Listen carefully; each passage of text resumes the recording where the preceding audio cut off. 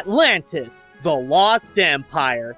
It goes without saying that one of the most beloved periods in Disney animation history is the 1990s, often referred to by many fans as the Disney Renaissance. Well known for releasing some of the greatest films from the studio after the passing of Walt Disney, the key to their success was having amazing teams of filmmakers and animators capable of turning their talent into the next set of unforgettable stories. One of these teams is the matchup of directors Gary Trousdale and Kirk Wise and producer Don Hahn, who were responsible for the beautiful masterpiece Beauty and the Beast and the fan favorite The Hunchback of Notre Dame. After the release of Hunchback, the trio, along with Hunchback writer Tab Murphy, knew that they can make great things together and not only want to team up again for another feature, but they want to try something completely different. Something that goes beyond the realms of Disney's typical family-friendly musical formula and instead allow them to create an epic adventure that would be more intense, thrilling, and entirely action-packed. And when the team finally discovered what they were looking for in 2001, it did not go well. Critics and audiences were not big fans of the film on its initial release, and it ultimately became a box office flop. Sure, nowadays it does have a cult following, but the movie is often noted to be one of the reasons how the 2000s decade was a low point for Disney animation. But now that we'll be diving deep into Disney's version of the Hidden City, will the movie feel like an incredible discovery that many have overlooked? Or is it best to keep this empire lost and away from civilization? Let's find out. The story. One thing that is clear from watching this movie is why Disney wanted to make this. This is the kind of feature where it gives the team so many ideas and develop tons of concepts in regards to creating this unique world and having an epic adventure that would lead this group of memorable characters to a perilous journey to discover a supernatural city that is well known but never actually seen. And to its credit, Disney was capable to put in as many plans as they could possibly fit to make this their most daring animated feature yet. However, similar to the route to Atlantis, there is a serious catch that ultimately does leave the story nearly broken down as it tries to reach to its destination. Yes, the movie presents a whole lot of cool concepts, but maybe too much for just a 90-minute film, resulting in the movie's greatest asset to also be its greatest downfall. Hey guys, what's going on? What's with all the guns? Guys, I'm such an idiot.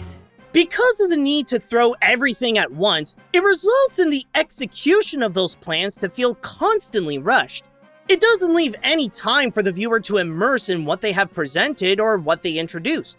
Everything moves so fast that the flow and the genuineness of the storytelling have a hard time to catch up, leaving the plot to feel mechanically told where it zips through every moment like, here's the scene, move on to the next. Here's the scene, move on to the next. No time to explain or get into the details. Now get going so we can get to the cool parts.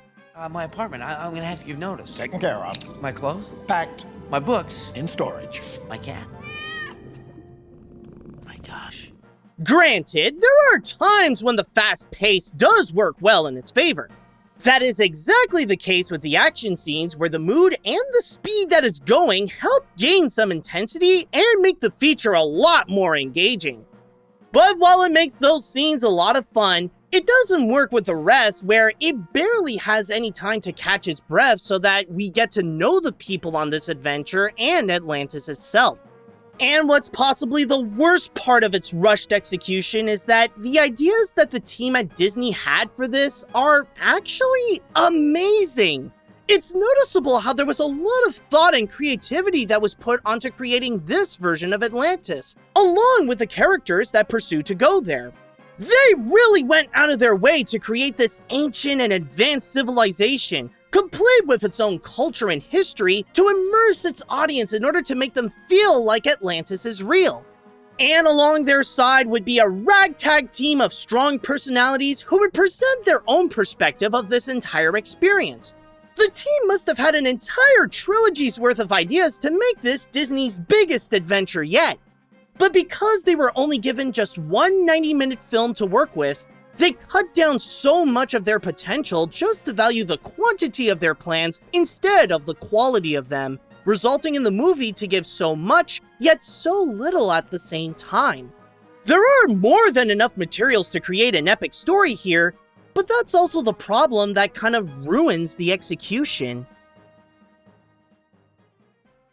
The animation. Considering that the filmmakers wanted to make an entirely different Disney film, they also chose to have the animation reflect that as well. Instead of going with the classic Disney look that they've been using for decades by that point, they went with a blend of Disney and the style of comic book legend and Hellboy creator Mike Mignola, who also came to the studio to help with the production. The result is a look that properly suits the more action-oriented feature to give that subtle hint of that comic book feel throughout the adventure. In a way, the new style can be a little give or take. On one hand, it gives the film a look that is a little more abstract than your typical Disney picture, and make the characters look more unique with their lines playing a bigger role in their designs. Then again, going with a more comic book-like angle does make this look flatter than other Disney films where there's not as much dimensions to their designs. Now hold on, I know that is not a fair criticism. It's more like nitpicking than anything else. It's only worth pointing out when making that comparison, and again, the style itself does look good, so I'm not taking any points off of it. But one thing that is undeniably great is the character animation, each expertly crafted to make their movements believable and realistic, but also very lively and bold with their actions to really let out the emotion and the acting of the characters. Thus enabling the kidnap and/or murder of the royal family. Not to mention personally delivering the most powerful force known to man into the hands of a mercenary nutcase who's probably gonna sell it to the Kaiser! But animating the cast is one thing. Visually presenting Atlantis is a whole other story, and this is where the feature truly shines. With the combination of ancient architecture from around the world, an original set of creatures they encounter, the use of their own language, the emphasis of round shapes, and the bold use of a color palette consisting of blue, green, and brown, they result in a world where there is a bit of familiarity, but is completely new and worth exploring to see everything it has to offer as a living city that is pretty much its own entire ecosystem, fueled by these supernatural crystals that help make the place come alive underneath the earth. And to help fuel the grand scale and the immersiveness, CG plays a significant role in the backgrounds to both portray Atlantis and to add more detail to the heavy machinery like the Ulysses and the Leviathan.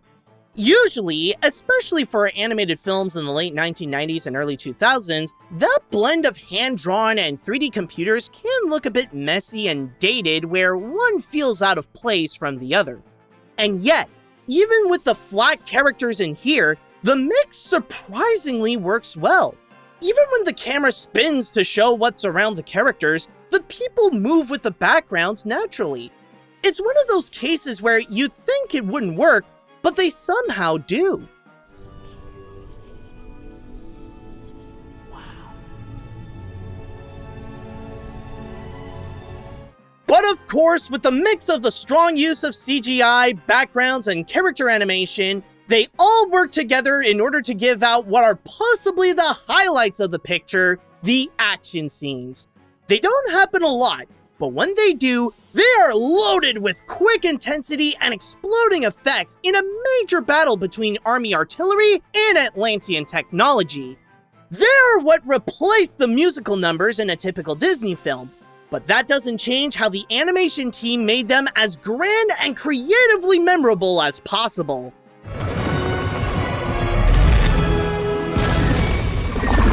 Fire torpedoes! Fire torpedoes!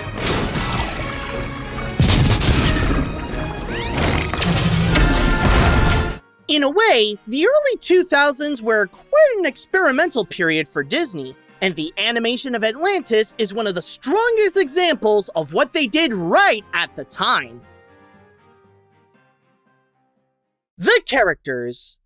Again, this movie has a lot of great ideas, and many of these characters would have been more than able to stand well on their own to deliver a one-of-a-kind of adventure that results in an unforgettable experience.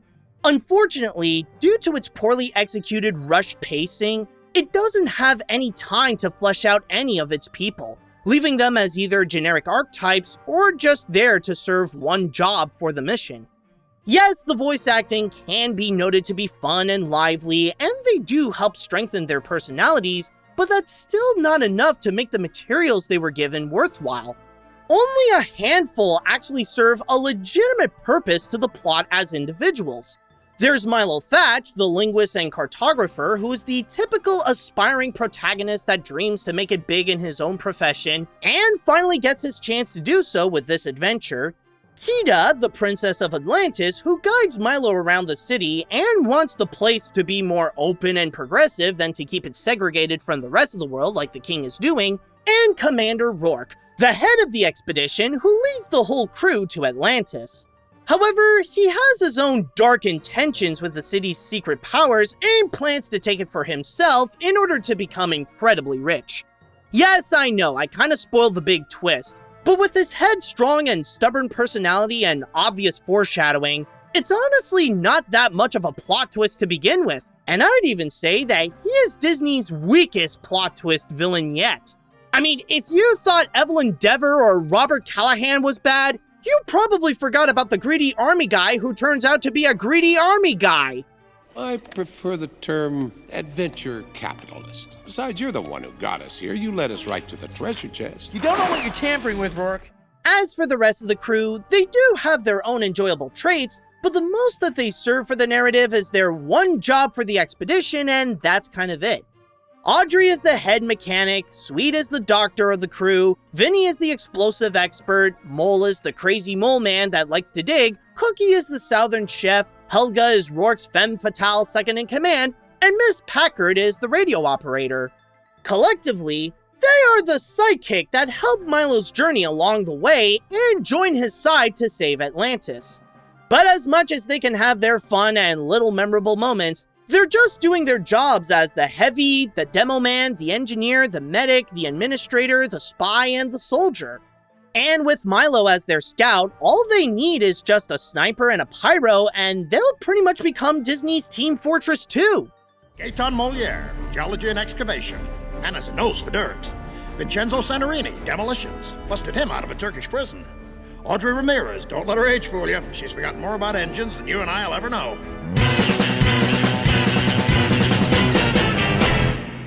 Also, one thing worth mentioning that the characters play a big part of is regarding the feature's humor. In a way, it's supposed to lighten up the mood when contrast to the serious and extreme action, but how it is integrated can lead to some mixed results. It does happen when the jokes can be funny and give some of the side characters some charm, like Vinny and Mr. Whitmore, the eccentric millionaire who financed the expedition. But then there are moments when they fail and can sometimes feel like the movie is not sure what kind of film it wants to be, swaying between being an action-packed epic and a goofy kids film. I mean, you know, it's an honor to be included in your... Mole! Forgive me. I could not resist. There are a lot of strong personalities featured, but because it doesn't have time to make them feel like legitimate characters while the main ones fall more in the generic category, they don't make a strong impact as much as they could have.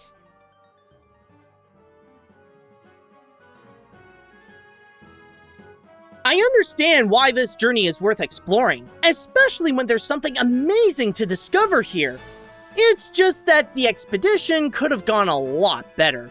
Atlantis: The Lost Empire is a fascinating experiment that delivers some uniquely admirable elements and some aspects that make this one of Disney's weakest animated features. It does suffer from subpar writing that consequentially gives the feature a rushed story, comedy that doesn't always work, and characters that are either a bit bland or one-dimensional, but it does make up for it a little thanks to its strong original concepts, engaging action, and beautifully crafted animation that delivers one of the best cinematic depictions of the lost city of Atlantis. this is one of those movies that I recommend watching at least once to have the experience. I don't think it's going to be a hit with everyone, but I know it does have its fans that love what it did right, especially with those who like some good action. I personally wouldn't put this among Disney's best, but I wouldn't really call this bad either. If anything, it's more of an admirable and ambitious effort. Not a great effort, but still a notable effort nonetheless.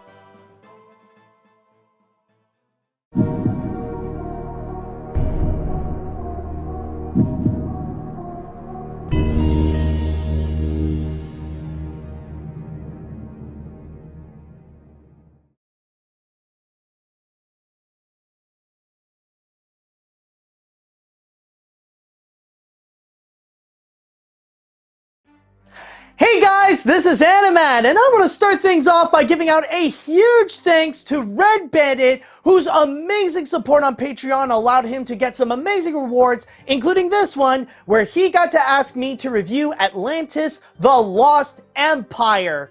And I don't know how people are going to react to this review in particular, because I know this is the kind of movie that does get a lot of mixed receptions. I know it has a prominent fan base that people really love it, and then there are those that, well, they're kind of mixed about it, that they do have a bit of mixed feelings, which honestly, I think you could tell by the review, I fall in that category, but I'm just being honest with my review, and I hope you guys still enjoyed it nonetheless. But anyways, now with that one done, it is now time that we shall go and move on to the animation hat. And before I get into this, I would like to say, if you guys would like to be like Red Bandit and you want to go and support my work and get some amazing rewards at the same time, including but not limited to seeing my videos before anyone else, then all you got to do is go to patreon.com/animat.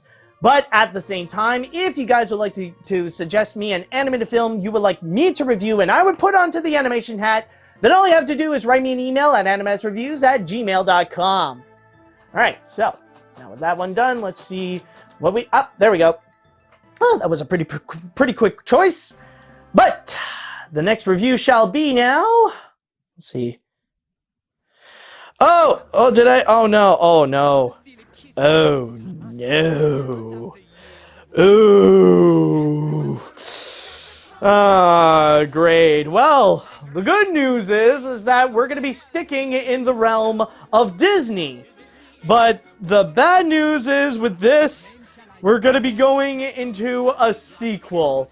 And not just any sequel, but one of the notoriously bad sequels. It may have a message about how true beauty is on the inside, but I can guarantee you there is nothing beautiful with this movie.